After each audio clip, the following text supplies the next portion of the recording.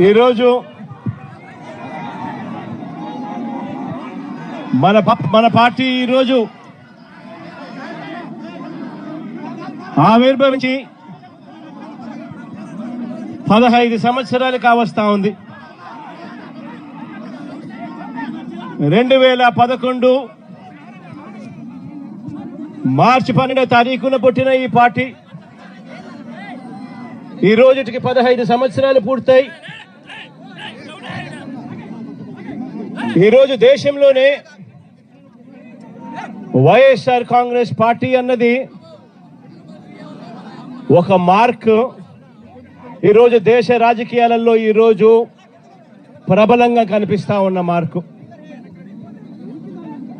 15 సంవత్సరాల కిందట